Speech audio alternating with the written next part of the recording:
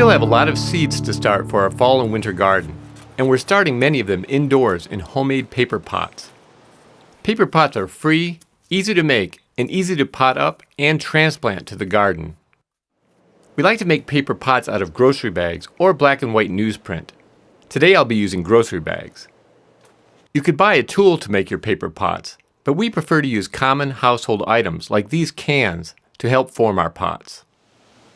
This 6-ounce tomato paste can is the perfect size for making pots for starting seeds.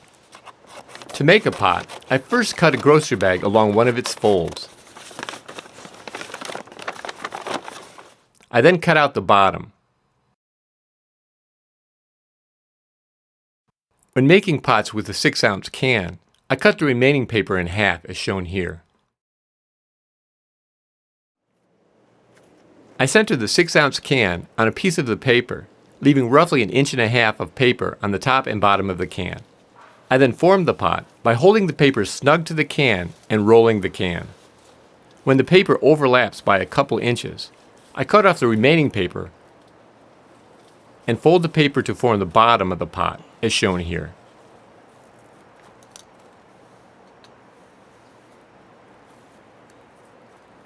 I then remove the can and crimp the paper on the top of the pot.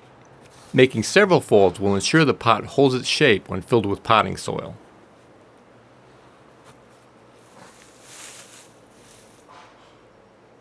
I fill the pots with my favorite potting mix, which consists of 50% coconut coir, 25% organic potting soil, and 25% worm castings. The castings also contain some red wigglers and their cocoons. Today I'm planting kale, spinach, mizuna, and tatsoi, which are all cold-hardy plants that should do well in my hoop houses and cold frames late in the fall and into the winter. I usually water on top until seedlings emerge, at which point I start bottom watering. The paper pots do a great job of drawing up water from the bottom of the tray. Though I probably won't have to pot up any of these plants before transplanting. If I did, I would just make larger pots using a bigger can, like this 28-ounce can.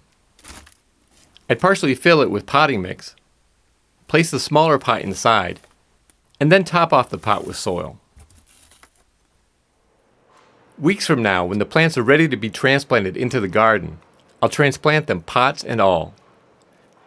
By that time, the pots should be partially decomposed.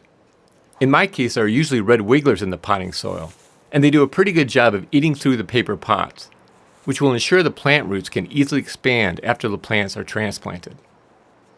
If the bottoms are still intact, however, I'll loosen up the paper on the bottom to ensure the roots have room to grow. Once in the soil, the pot should decompose quickly, adding worm food and carbon to the soil. One final advantage to the paper pots is that I found I can easily start plants indoors that don't usually transplant well. For example, most sources recommend not starting carrots indoors. Using the paper pots, however, I can start carrots indoors and transplant them, pots and all, into the garden without disturbing them.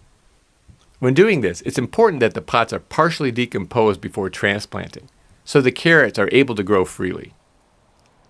So paper pots are not only free and easy to make, they're also easy to pot up and transplant, and they enable us to start carrots indoors.